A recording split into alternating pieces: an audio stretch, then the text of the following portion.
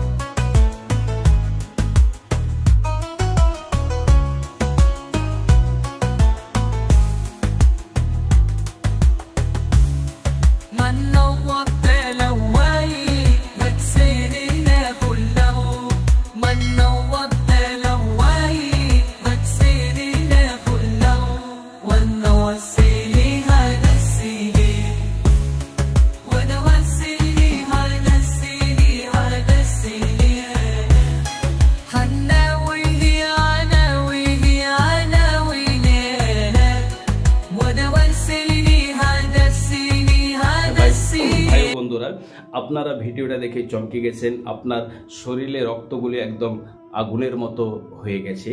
কারণ হওয়ারই কথা, এই কাবা শরীফের পরে আমরা এই সমস্ত জিনিস দেখতে পাচ্ছি।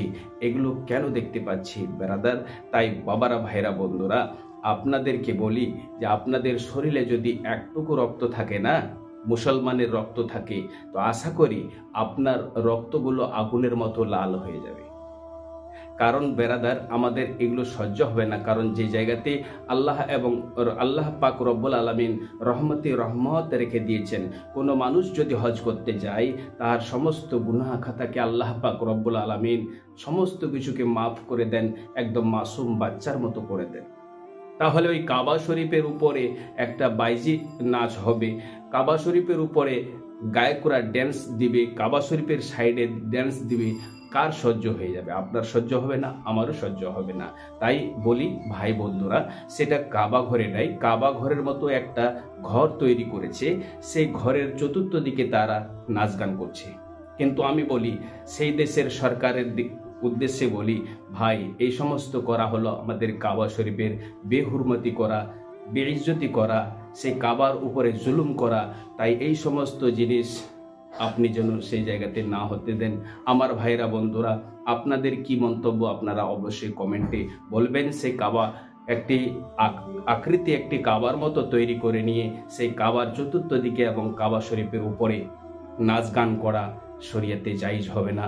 তাই বলি আমার ভাইরা, বন্ধুরা, যতটুকু পারবেন আপনি এই ভিডিওটাকে একটু শেয়ার করে চতুর্থ দিকে ছড়িয়ে দেবেন, যেন সবাই জানতে পারে এবং সমস্ত ভাই আমার এই ভিডিওটা যেন দেখতে পান।